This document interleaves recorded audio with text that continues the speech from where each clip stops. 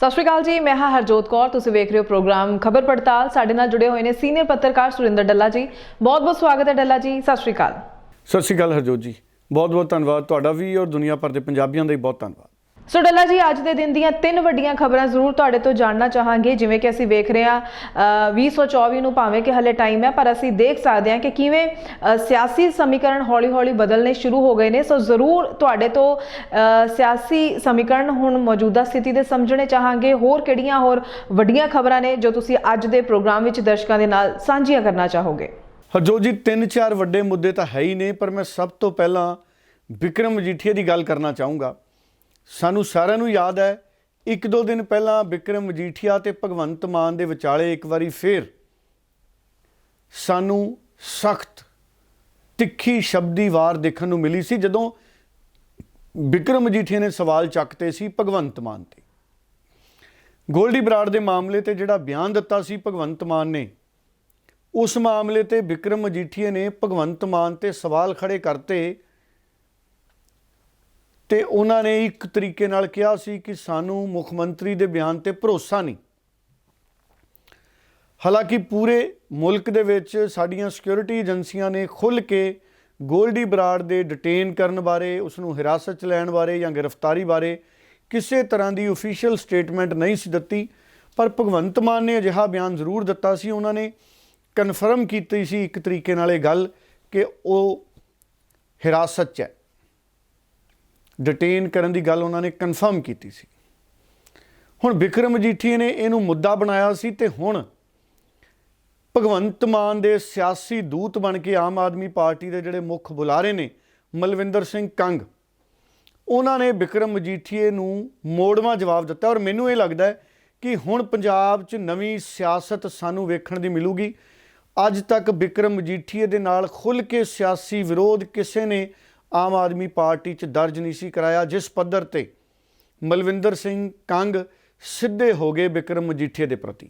ਸੋ ਆਉਂਦੇ ਦਿਨਾਂ 'ਚ ਮੈਨੂੰ ਲੱਗਦਾ ਵਿਕਰਮ ਮਜੀਠੀਆ, ਭਗਵੰਤ ਮਾਨ ਤੇ ਮਲਵਿੰਦਰ ਸਿੰਘ ਕੰਗ, ਇਹਨਾਂ ਦੇ ਵਿੱਚ ਸਾਨੂੰ ਤਿੱਖੀ ਸ਼ਬਦੀ ਜੰਗ ਦੇਖਣ ਨੂੰ ਮਿਲ ਸਕਦੀ ਹੈ।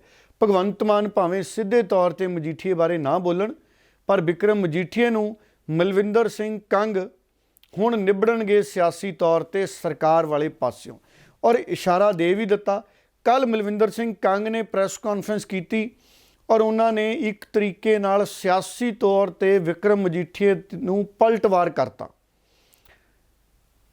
ਮਲਵਿੰਦਰ ਸਿੰਘ ਕੰਗ ਕਹਿੰਦੇ ਕਿ ਵਿਕਰਮ ਮਜੀਠੀਆ ਨੂੰ ਪੰਜਾਬ ਦੇ 3 ਕਰੋੜ ਲੋਕਾਂ ਵੱਲੋਂ ਚੁਣੇ ਮੁੱਖ ਮੰਤਰੀ ਭਗਵੰਤ ਮਾਨ ਤੇ ਭਰੋਸਾ ਨਹੀਂ, ਪਰ ਉਸ ਕਥਿਤ ਗੋਲਡੀ ਬਰਾੜ ਦੀ ਸਟੇਟਮੈਂਟ ਤੇ ਜਾਂ ਉਹਦੇ ਤੇ ਭਰੋਸਾ ਹੈ, ਉਹਦੇ ਕਹੇ ਤੇ। ਕਿਉਂਕਿ ਕਈ ਤਰ੍ਹਾਂ ਦੀਆਂ ਗੱਲਾਂ ਚੱਲ ਰਹੀਆਂ ਨੇ। ਇੱਕ ਮੀਡੀਆ ਦੇ ਵਿੱਚ ਵੀ ਕਹਿੰਦੇ ਚਰਚਾ ਚੱਲ ਰਹੀ ਹੈ ਕਿ ਉਹਨੇ ਪੋਸਟ ਪਾਤੀ, ਉਹਨੇ ਬਿਆਨ ਦੇਤਾ ਕਿ ਮੈਨੂੰ ਕਿਸੇ ਨੇ ਹਿਰਾਸਤ 'ਚ ਨਹੀਂ ਲਿਆ। ਉਂਝ ਹੈਰਾਨੀ ਵਾਲੀ ਗੱਲ ਤਾਂ ਹੈ ਕਿ ਪੰਜਾਬ ਦੇ DGP ਨੇ ਹਾਲੇ ਤੱਕ ਗੋਲਡੀ ਬਰਾੜ ਤੇ ਕੋਈ ਟਵੀਟ ਜਾਂ ਸਟੇਟਮੈਂਟ ਨਹੀਂ ਦਿੱਤੀ। ਸਾਡੀਆਂ ਦੇਸ਼ ਦੀਆਂ ਕੇਂਦਰੀ ਏਜੰਸੀਆਂ ਨੇ ਵੀ ਉਹਦੇ ਤੇ ਕੋਈ ਬਿਆਨ ਨਹੀਂ ਦਿੱਤਾ। ਪਰ ਮਲਵਿੰਦਰ ਸਿੰਘ ਕੰਗ ਉਹਨਾਂ ਨੇ ਕੱਲ੍ਹ ਫਿਰ ਦੁਹਰਾ ਦਿੱਤਾ। ਉਹਨਾਂ ਨੇ ਕਿਹਾ ਕਿ ਬਿਲਕੁਲ ਉਸ ਨੂੰ ਡਿਟੇਨ ਕੀਤਾ ਗਿਆ ਔਰ ਕੇਂਦਰ ਸਰਕਾਰ ਵੱਲੋਂ ਸੂਬਾ ਸਰਕਾਰ ਤੋਂ ਡੋਜ਼ੀਅਰ ਵੀ ਮੰਗਿਆ ਗਿਆ। ਸਾਦੀ ਭਾਸ਼ਾ 'ਚ ਡੋਜ਼ੀਅਰ ਨੂੰ ਕਹਿ ਦਿੰਦੇ ਨੇ ਅਪਰਾਧਨਾਮਾ, ਅਪਰਾਧਿਕ ਰਿਕਾਰਡ ਗੋਲਡੀ ਬਰਾੜ ਦਾ। ਅਜਿਹਾ ਇੱਕ ਵਰਕਾ ਜਿਸ ਦੇ ਵਿੱਚ ਉਸਦਾ ਸਾਰਾ ਪਿਛੋਕੜ, ਉਸਦੇ ਜੁਰਮ, ਉਸਦੀ ਭਾਰਤ ਤੋਂ ਬਾਹਰ ਜਾਣ ਦੇ ਸਮੇਂ ਦੀ ਉਸਦੀ ਗਤੀਵਿਧੀ, ਇਸ ਤਰ੍ਹਾਂ ਦੀਆਂ ਗੱਲਾਂ ਉਹਦੇ ਵਿੱਚ ਦਰਜ ਹੁੰਦੀਆਂ ਨੇ। ਉਹਨਾਂ ਦੇ ਕਿਹੜੇ-ਕਿਹੜੇ ਰਿਸ਼ਤੇਦਾਰ ਨੇ ਇੱਥੇ, ਕਿੰਨੇ ਉਹਦੇ ਤੇ ਮੁਕੱਦਮੇ ਨੇ, ਕਿਹੜੇ-ਕਿਹੜੇ ਮੁਕੱਦਮਿਆਂ ਦਾ ਕੀ ਸਟੇਟਸ ਹੈ, ਤਮਾਮ ਤਰ੍ਹਾਂ ਦੀਆਂ ਜਾਣਕਾਰੀਆਂ ਉਸ ਨੂੰ ਮੰਗਿਆ ਗਿਆ ਡੋਜ਼ੀਅਰ ਦੇ ਰੂਪ ਦੇ ਵਿੱਚ। ਇਹ ਤਾਂ ਮੀਡੀਆ ਦੇ ਵਿੱਚ ਵੀ ਚਰਚਾਵਾਂ ਨੇ, ਪਰ ਓਫੀਸ਼ੀਅਲ ਤੌਰ ਦੇ ਉੱਤੇ ਦੇਸ਼ ਦੀ ਕਿਸੇ ਵੀ ਏਜੰਸੀ ਨੇ ਗੋਲਡੀ ਬਰਾੜ ਨੂੰ ਹਿਰਾਸਤ 'ਚ ਜਾਂ ਡਿਟੇਨ ਕੀਤੇ ਜਾਣ ਦੀ ਕੋਈ ਓਫੀਸ਼ੀਅਲ ਖਬਰ ਹਜੇ ਤੱਕ ਸਾਂਝੀ ਨਹੀਂ ਕੀਤੀ। ਹੋ ਸਕਦਾ ਹੈ ਸੁਰੱਖਿਆ ਦੇ ਪੱਖੋਂ ਇਹ ਲਾਜ਼ਮੀ ਵੀ ਹੋਵੇ, ਹੋ ਸਕਦਾ ਹੈ ਗੋਲਡੀ ਬਰਾੜ ਸੱਚਮੁੱਚ ਡਿਟੇਨ ਕਰ ਲਿਆ ਗਿਆ ਹੋਵੇ, ਪਰ ਇਹ ਸਾਰੇ ਕਿਆਸ ਹੈ। ਇਹ ਵੀ ਹੋ ਸਕਦਾ ਹੈ ਕਿ ਉਹ ਹਿਰਾਸਤ 'ਚ ਨਾ ਹੋਵੇ, FBI ਦੀ ਨਿਗਰਾਨੀ 'ਚ ਹੋਣਾ ਹੋ ਸਕਦਾ, ਨਿਗਰਾਨੀ 'ਚ ਹੋਵੇ, ਇਲੈਕਟ੍ਰੋਨਿਕ ਨਿਗਰਾਨੀ 'ਚ ਹੋਵੇ। ਪਰ ਜਿਹੜੀ ਗੱਲ ਪੰਜਾਬ 'ਚ ਹੋ ਰਹੀ ਹੈ, ਮਲਵਿੰਦਰ ਸਿੰਘ ਕੰਗ ਨੇ ਸਿੱਧੇ ਤੌਰ ਤੇ ਬਿਕਰਮ ਸਿੰਘ ਮਜੀਠੀਆ ਨੂੰ ਕਿਹਾ ਕਿ ਤੁਹਾਡਾ ਤੇ ਤੁਹਾਡੀ ਸਰਕਾਰ ਦਾ ਜਿਹੜਾ ਪਿਛੋਕੜ ਹੈ ਉਹ ਕਿਤੇ ਨਾ ਕਿਤੇ ਗੈਂਗਸਟਰਵਾਦ ਨਾਲ ਜੁੜਿਆ ਹੋਇਆ ਹੈ, ਕਿਉਂਕਿ ਬਹੁਤ ਸਾਰੇ ਅਜਿਹੇ ਸ਼ੱਕੀ ਲੋਕਾਂ ਦੀਆਂ ਤਸਵੀਰਾਂ ਪੁਰਾਣੇ ਸਮੇਂ 'ਚ ਲੀਡਰਾਂ ਦੇ ਨਾਲ ਚਰਚਾ 'ਚ ਆਈਆਂ ਨੇ। ਸੋ ਮਲਵਿੰਦਰ ਸਿੰਘ ਕੰਗ ਨੇ ਇੱਕ ਵੱਡਾ ਇਲਜ਼ਾਮ ਲਾਤਾ ਕਿ ਬਿਕਰਮ ਮਜੀਠੀਏ ਦੀ ਸਰਕਾਰ ਤਾਂ ਖੁਦ ਸ਼ੱਕੀ ਰਹੀ ਹੈ। ਜਦੋਂ ਉਹ ਮੰਤਰੀ ਸੀ ਉਦੋਂ ਅਕਾਲੀ ਦਲ ਦੀ ਸਰਕਾਰ ਤਾਂ ਖੁਦ ਸ਼ੱਕੀ ਰਹੀ ਹੈ, ਔਰ ਚਿੱਟੇ ਦਾ ਰਿਵਾਜ ਪੰਜਾਬ 'ਚ ਅਕਾਲੀਆਂ ਦੀ ਸਰਕਾਰ ਵੇਲੇ ਹੀ ਸ਼ੁਰੂ ਹੋਇਆ। ਇਸ ਤਰੀਕੇ ਦੇ ਉਹਨਾਂ ਨੇ ਇਲਜ਼ਾਮ ਲਾਏ ਨੇ।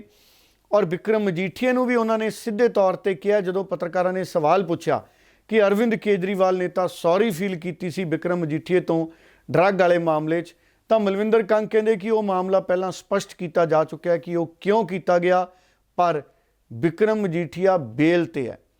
ਮਲਵਿੰਦਰ ਸਿੰਘ ਕੰਗ ਨੇ ਕਿਹਾ ਕਿ ਬਿਕਰਮ ਮਜੀਠੀਆ ਬੇਲ ਤੇ ਹੈ, ਉਹ ਨਾ ਭੁੱਲੇ ਬੇਲ ਤੇ ਹੈ, ਔਰ ਅਸੀਂ ਸਰਕਾਰ ਵੱਲੋਂ ਉਹਨਾਂ ਨੇ ਸਿੱਧਾ ਇਲਜ਼ਾਮ ਨਹੀਂ ਲਾਇਆ, ਪਰ ਉਹਨਾਂ ਨੇ ਇਸ਼ਾਰਾ ਦਿੱਤਾ ਕਿ ਅਸੀਂ ਸਰਕਾਰ ਵੱਲੋਂ ਹਰ ਚੀਜ਼ ਤੇ ਨਜ਼ਰ ਬਣਾ ਕੇ ਬੈਠੇ ਹਾਂ। ਭਾਵ ਇਹਦੇ 'ਚ ਕੋਈ ਦੋ ਰਾਏ ਨਹੀਂ ਹੈ ਕਿ ਪੰਜਾਬ 'ਚ ਮੌਜੂਦਾ ਸਮੇਂ 'ਚ ਵਿਜੀਲੈਂਸ ਬਿਊਰੋ ਜਿਵੇਂ ਚੁੱਪ ਚਪੀਤੇ ਲੀਡਰਾਂ ਨੂੰ ਸੱਦ ਲੈਂਦਾ, ਕੋਈ ਵੱਡੀ ਗੱਲ ਨਹੀਂ ਕਿ ਆਮ ਆਦਮੀ ਪਾਰਟੀ ਦੀ ਸਰਕਾਰ ਨੇ ਬਿਕਰਮ ਮਜੀਠੀਆ ਦੇ ਖਿਲਾਫ ਵੀ ਕੋਈ ਗੁਪਚੁਪ ਜਾਂਚ ਆਰੰਭ ਦਿੱਤੀ ਹੋਵੇ ਜਾਂ ਆਉਂਦੇ ਸਮੇਂ 'ਚ ਆਰੰਭ ਦਿੱਤੀ ਜਾਵੇਗੀ। ਇਹ ਇਸ਼ਾਰੇ ਸਿਆਸੀ ਦੁਸ਼ਮਣੀ 'ਚੋਂ ਸਮਝੇ ਜਾ ਸਕਦੇ ਨੇ। ਸਿਆਸੀ ਦੁਸ਼ਮਣੀ ਤਾਂ ਹੈ ਹੀ ਹੈ ਨਾ, ਜੋ ਮਾਹੌਲ ਬਣਿਆ ਹੋਇਆ ਪੰਜਾਬ ਦੇ ਵਿੱਚ ਬਿਕਰਮ ਮਜੀਠੀਆ ਦਾ ਔਰ ਆਮ ਆਦਮੀ ਪਾਰਟੀ ਦੇ ਵਿਚਾਲੇ ਤਕਰਾਰ ਦਾ। ਸੋ ਆਉਂਦੇ ਦਿਨਾਂ 'ਚ ਇਹਦੇ ਉੱਪਰ ਵੇਖਾਂਗੇ ਕੀ ਬਣਦਾ। ਪਰ ਇੱਕ ਗੱਲ ਸਾਫ਼ ਹੈ, ਕੱਲ੍ਹ ਮਲਵਿੰਦਰ ਸਿੰਘ ਕੰਗ ਉਹਨਾਂ ਨੇ ਪ੍ਰੈਸ ਕਾਨਫਰੰਸ ਕੀਤੀ ਸੀ ਔਰ ਪਲਟਵਾਰ ਕੀਤਾ ਸੀ ਬਿਕਰਮ ਸਿੰਘ ਮਜੀਠੀਆ ਤੇ। ਅੱਜ ਉਮੀਦ ਹੈ, ਅੱਜ ਜਾਂ ਕੱਲ੍ਹ ਉਮੀਦ ਹੈ ਕਿ ਬਿਕਰਮ ਸਿੰਘ ਮਜੀਠੀਆ ਵੀ ਆਮ ਆਦਮੀ ਪਾਰਟੀ ਤੇ ਪਲਟਵਾਰ ਕਰਨਗੇ, ਜਾਂ ਤਾਂ ਭਗਵੰਤ ਮਾਨ ਤੇ ਸਿਆਸੀ ਅਟੈਕ ਕਰਨਗੇ ਜਾਂ ਮਲਵਿੰਦਰ ਸਿੰਘ ਕੰਗ ਤੇ ਸਿਆਸੀ ਅਟੈਕ ਕਰਨਗੇ। ਮਲਵਿੰਦਰ ਸਿੰਘ ਕੰਗ ਮੁੱਖ ਬੁਲਾਰੇ ਨੇ ਔਰ ਸ਼੍ਰੀ ਅਨੰਦਪੁਰ ਸਾਹਿਬ ਲੋਕ ਸਭਾ ਦੇ ਹਲਕਾ ਇੰਚਾਰਜ ਨੇ। ਹੁਣ ਆਉਂਦੇ ਸਮੇਂ 'ਚ ਇਹ ਵੀ ਵੇਖਣ ਵਾਲੀ ਗੱਲ ਹੋਏਗੀ ਕਿ ਦਲਜੀਤ ਸਿੰਘ ਚੀਮਾ ਦਾ ਰੁਖ ਕੀ ਰਹਿੰਦਾ ਹੈ, ਕਿਉਂਕਿ ਬਹੁਤ ਸੰਭਾਵਨਾ ਹੈ ਕਿ ਮਲਵਿੰਦਰ ਸਿੰਘ ਕੰਗ ਸ਼੍ਰੀ ਅਨੰਦਪੁਰ ਸਾਹਿਬ ਲੋਕ ਸਭਾ ਹਲਕੇ ਤੋਂ ਚੋਣ ਲੜ ਸਕਦੇ ਨੇ, ਉਮੀਦਵਾਰ ਬਣ ਸਕਦੇ ਨੇ ਆਮ ਆਦਮੀ ਪਾਰਟੀ ਦੇ। ਕਾਂਗਰਸ ਦੇ ਉੱਥੇ ਪਹਿਲਾਂ ਹੀ ਮਨੀਸ਼ ਤਿਵਾੜੀ ਨੇ। ਕੀ ਹੁਣ ਦਲਜੀਤ ਸਿੰਘ ਚੀਮਾ ਵੀ ਮੈਦਾਨ 'ਚ ਉਤਰਨਗੇ? ਕਿਉਂਕਿ ਦਲਜੀਤ ਸਿੰਘ ਚੀਮਾ ਖੁਦ ਸ਼੍ਰੀ ਅਨੰਦਪੁਰ ਸਾਹਿਬ ਹਲਕੇ ਨਾਲ ਸੰਬੰਧਿਤ ਨੇ। ਭਾਵੇਂ ਇਸ ਵਾਰ ਉਹ ਵਿਧਾਇਕ ਨਹੀਂ ਬਣੇ, ਹਾਰ ਗਏ, ਪਰ ਹੋ ਸਕਦਾ ਹੈ ਕਿ ਇਸ ਵਾਰ ਉਹ ਖੁਦ ਮੁਕਾਬਲੇ ਦੇ ਵਿੱਚ ਉਤਰ ਜਾਣ ਲੋਕ ਸਭਾ ਦੀ ਸੀਟ ਲਈ।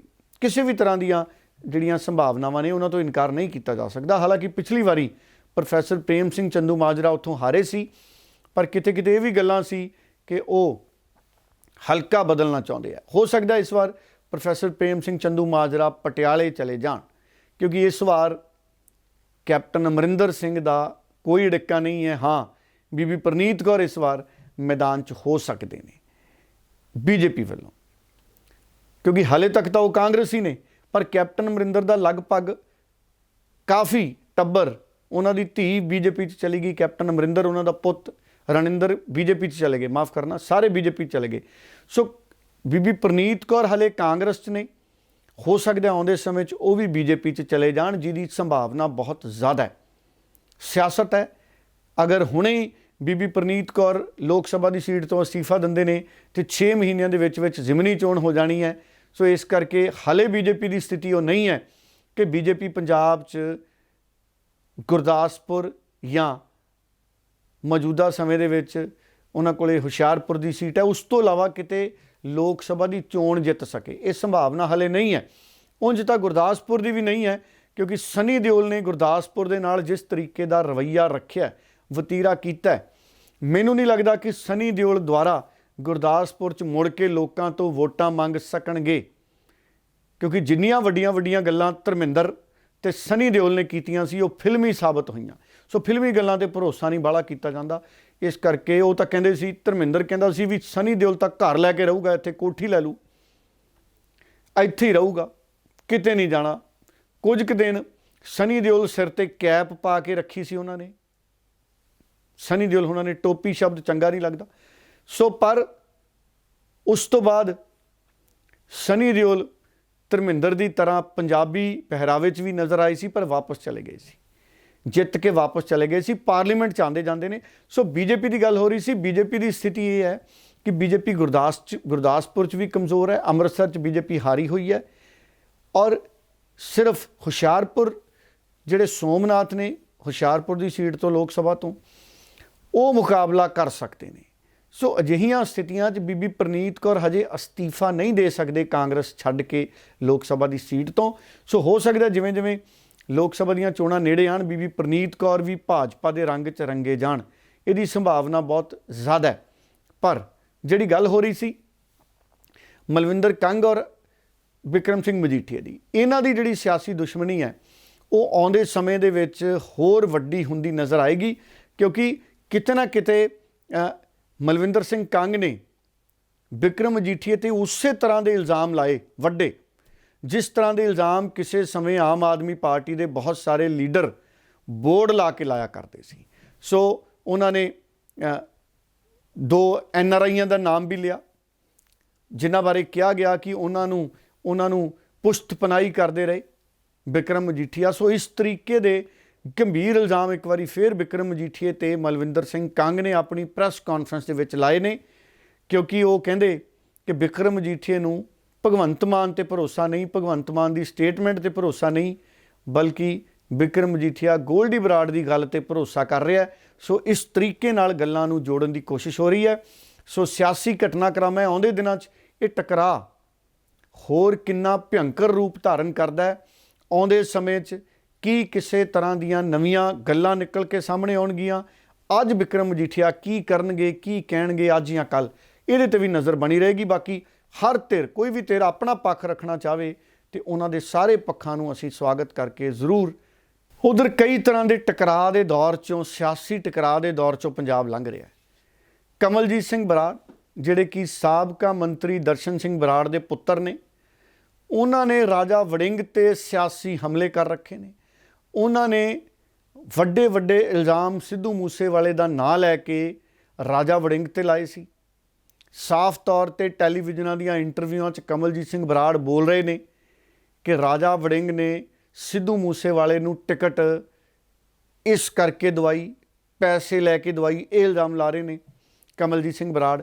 ਪਰ ਰਾਜਾ ਵੜਿੰਗ ਨੇ ਇਹ ਸਾਰੇ ਇਲਜ਼ਾਮ ਨਕਾਰੇ ਨੇ, ਔਰ ਰਾਜਾ ਵੜਿੰਗ ਨੇ ਕਿਹਾ ਕਿ ਇਸ ਮਾਮਲੇ ਤੇ ਸਿੱਧੂ ਮੂਸੇਵਾਲੇ ਦੇ ਪਿਤਾ ਜਵਾਬ ਦੇ ਸਕਦੇ ਨੇ। ਸੋ ਰਾਜਾ ਵੜਿੰਗ ਨੇ ਇੱਕ ਤਰੀਕੇ ਨਾਲ ਇਹ ਕਹਿ ਦਿੱਤਾ ਕਿ ਕਮਲਜੀਤ ਸਿੰਘ ਬਰਾੜ, ਕਿਉਂਕਿ ਉਹਨਾਂ ਨੂੰ ਪਾਰਟੀ 'ਚੋਂ ਵੱਖ ਕੀਤਾ ਗਿਆ, ਇਸ ਕਰਕੇ ਉਹ ਨਾਰਾਜ਼ ਹੈ। ਔਰ ਰਾਜਾ ਵੜਿੰਗ ਨੇ ਬੜੀ ਸਫਾਈ ਦੇ ਨਾਲ ਕਮਲਜੀਤ ਸਿੰਘ ਬਰਾੜ ਦੇ ਇਲਜ਼ਾਮਾਂ ਦਾ ਸਿਆਸੀ ਖਾਤਮਾ ਕਰਨ ਦੀ ਕੋਸ਼ਿਸ਼ ਕੀਤੀ ਹੈ। ਰਾਜਾ ਵੜਿੰਗ ਕਹਿੰਦੇ ਸਿਆਸਤ 'ਚ ਇਲਜ਼ਾਮ ਚੱਲਦੇ ਹੀ ਰਹਿੰਦੇ ਨੇ।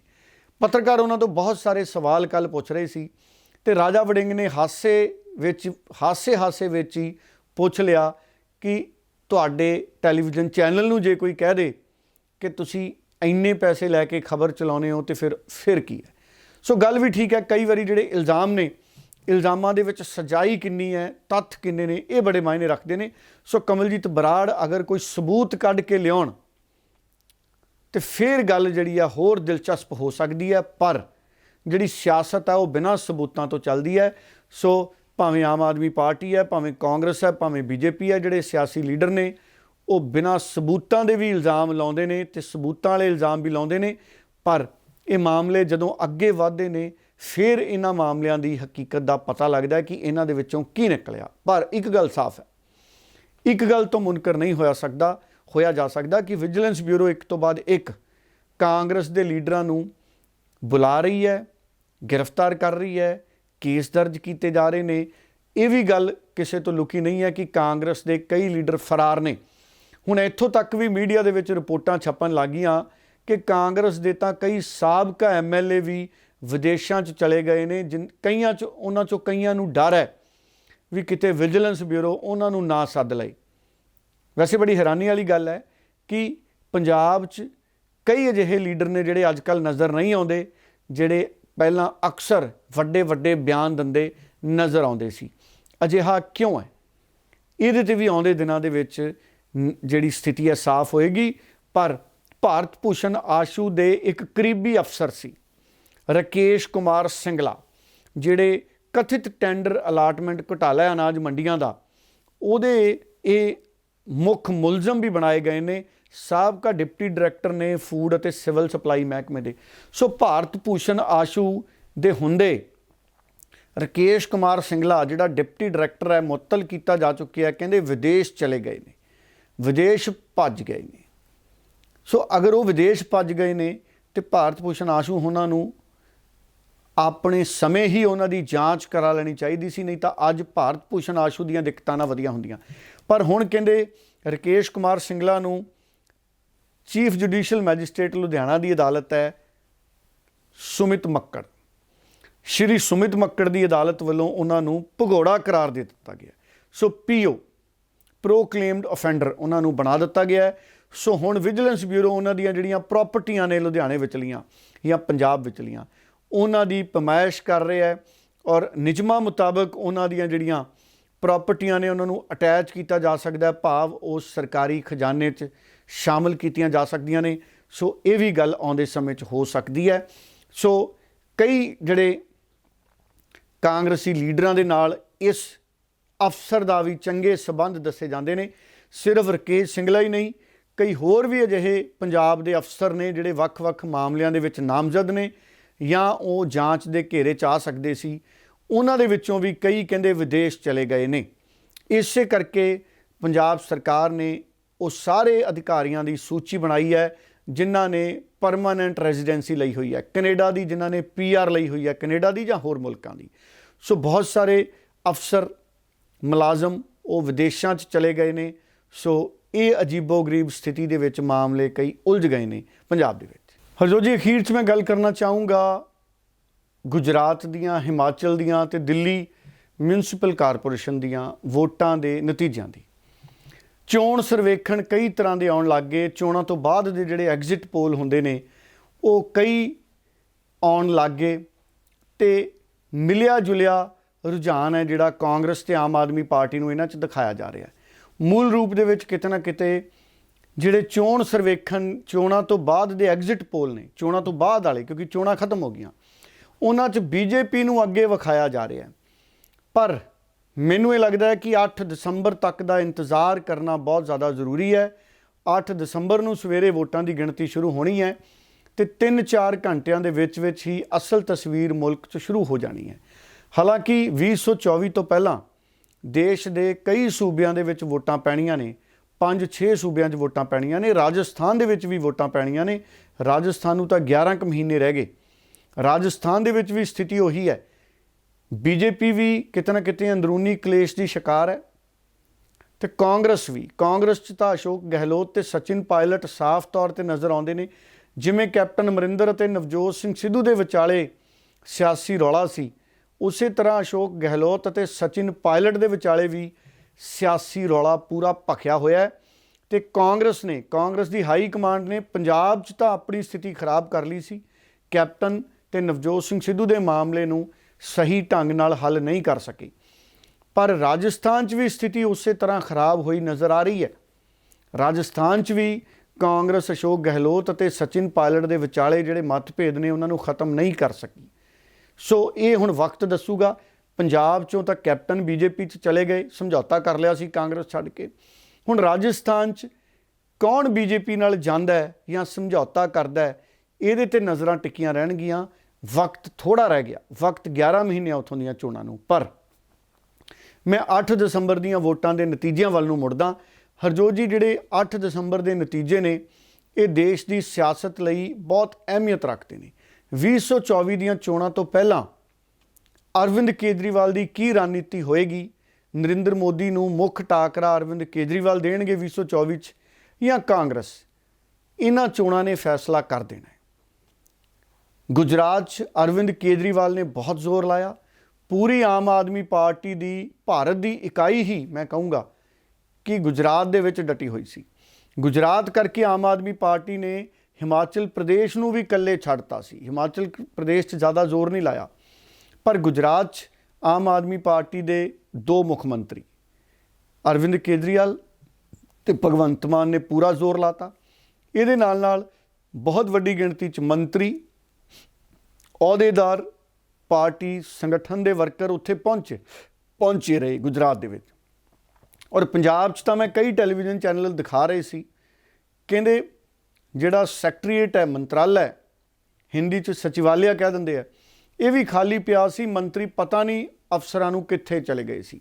ਕਹਿੰਦੇ ਬਹੁਤ ਸਾਰੇ ਮੰਤਰੀ ਵਿਧਾਇਕ ਗੁਜਰਾਤ ਡੇਰਾ ਲਾ ਕੇ ਉਹਨਾਂ ਨੇ ਰੱਖਿਆ ਤੇ ਗੁਜਰਾਤ 'ਚ ਉਹਨਾਂ ਨੂੰ ਜ਼ਿੰਮੇਵਾਰੀਆਂ ਦਿੱਤੀਆਂ ਸੀ ਔਰ ਉਹਨਾਂ ਨੂੰ ਟਾਰਗੇਟ ਵੀ ਦਿੱਤੇ ਗਏ, ਕਹਿੰਦੇ ਆਨੇ ਤੌਰ ਤੇ ਵੀ ਜੇ ਤੁਸੀਂ ਚੰਗੀ ਪਰਫਾਰਮੈਂਸ ਦਿੱਤੀ ਆਪਣੇ ਹਲਕੇ 'ਚ ਤਾਂ ਮੰਤਰੀ ਮੰਡਲ ਵਿਸਥਾਰ ਦੇ ਵਿੱਚ ਤੁਹਾਨੂੰ ਥਾਂ ਮਿਲ ਸਕਦੀ ਹੈ।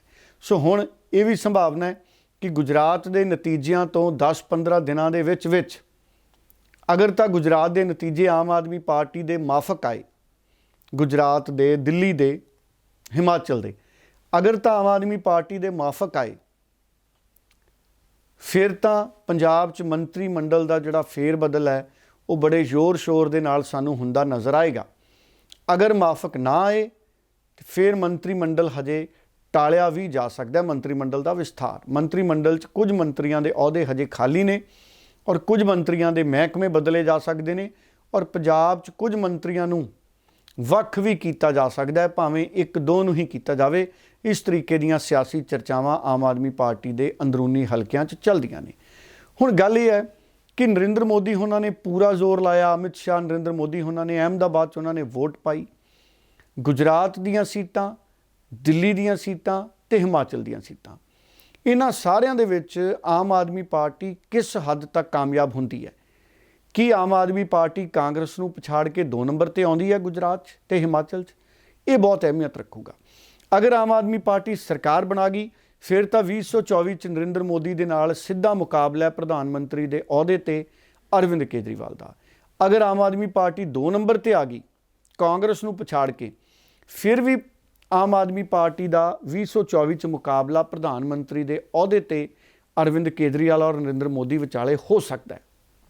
ਅਗਰ ਆਮ ਆਦਮੀ ਪਾਰਟੀ ਤੀਜੀ ਥਾਂ ਤੇ ਰਹੀ ਤਾਂ ਫਿਰ ਮੁਲਕ ਦੇ ਵਿੱਚ ਕਾਂਗਰਸ ਤੇ ਭਾਰਤੀ ਜਨਤਾ ਪਾਰਟੀ ਸਾਨੂੰ 2024 ਲਈ ਸਿਆਸੀ ਟਕਰਾਅ ਕਰਦੇ ਨਜ਼ਰ ਆਉਣਗੇ। ਹੋ ਸਕਦਾ ਹੈ ਕਾਂਗਰਸ ਤੇ ਹੋਰ ਜਿਹੜੀਆਂ ਪਾਰਟੀਆਂ ਨੇ ਉਹਨਾਂ ਦਾ ਆਪਸ 'ਚ ਗੱਠਜੋੜ ਵੀ ਹੋਵੇ। ਅਗਰ ਅਰਵਿੰਦ ਕੇਜਰੀਵਾਲ ਦੂਸਰੇ ਨੰਬਰ ਤੇ ਵੀ ਆ ਗਏ ਤਾਂ ਵੀ ਬਹੁਤ ਸੰਭਾਵਨਾ ਹੈ ਕਿ ਅਰਵਿੰਦ ਕੇਜਰੀਵਾਲ ਮਹਾਗਠਜੋੜ ਦਾ ਹਿੱਸਾ ਬਣ ਸਕਦੇ ਨੇ ਨਰਿੰਦਰ ਮੋਦੀ ਨੂੰ ਟਾਕਰਾ ਦੇਣ ਲਈ। ਔਰ ਅਗਰ ਤੀਸਰੇ ਨੰਬਰ ਤੇ ਆਮ ਆਦਮੀ ਪਾਰਟੀ ਆਉਂਦੀ ਹੈ ਤਾਂ ਵੀ ਆਮ ਆਦਮੀ ਪਾਰਟੀ ਮਮਤਾ ਬਨਰਜੀ ਜਾਂ ਹਮਖਿਆਲੀ ਲੀਡਰਾਂ ਦੇ ਨਾਲ ਮਿਲ ਕੇ ਆਪਣੇ ਮੋਰਚੇ ਨੂੰ ਵੱਡਾ ਕਰਨ ਦੀ ਕੋਸ਼ਿਸ਼ ਕਰਨਗੇ ਆਮ ਆਦਮੀ ਪਾਰਟੀ ਵਾਲੇ, ਤਾਂ ਕਿ ਉਹ ਸਿੱਧਾ ਮੁਕਾਬਲਾ ਨਰਿੰਦਰ ਮੋਦੀ ਨਾਲ ਕਰਨ। ਸੋ ਕੁੱਲ ਮਿਲਾ ਕੇ ਇਹਨਾਂ ਚੋਣਾਂ ਦੇ ਨਤੀਜੇ 2024 ਦੀ ਸਿਆਸੀ ਫਾਈਟ ਤੇ ਦੇਸ਼ ਦਾ ਭਵਿੱਖ ਤੈਅ ਕਰਨਗੇ। ਜੀ ਡੱਲਾ ਜੀ, ਬਹੁਤ ਬਹੁਤ ਧੰਨਵਾਦ ਤੁਹਾਡਾ ਕਿ ਤੁਸੀਂ ਬੜੇ ਵੇਰਵੇ ਦੇ ਨਾਲ ਇਹਨਾਂ ਸਾਰੇ ਸਿਆਸੀ ਸਮੀਕਰਨਾਂ ਨੂੰ ਦਰਸ਼ਕਾਂ ਦੇ ਨਾਲ ਸਾਂਝਾ ਕੀਤਾ ਹੈ। ਦਰਸ਼ਕਾਂ ਦਾ ਵੀ ਧੰਨਵਾਦ ਕਰਦੇ ਹਾਂ ਜੋ ਹਮੇਸ਼ਾ ਹੀ ਪ੍ਰੋਗਰਾਮ ਦੇ ਨਾਲ ਜੁੜਦੇ ਨੇ, ਆਪਣੇ ਕੀਮਤੀ ਸੁਝਾਅ, ਕੀਮਤੀ ਵਿਚਾਰ ਵੀ ਸਾਡੇ ਨਾਲ ਅਕਸਰ ਸਾਂਝੇ ਕਰਦੇ ਨੇ। ਤੇ ਇਸ ਦੇ ਨਾਲ ਹੀ ਹੁਣ ਮੈਨੂੰ ਯਾਨੀ ਕਿ ਹਰਜੋਤ ਕੌਰ ਨੂੰ ਵੀ ਦਿਓ ਜੀ ਇਜਾਜ਼ਤ। ਧੰਨਵਾਦ, ਬਹੁਤ ਬਹੁਤ ਧੰਨਵਾਦ।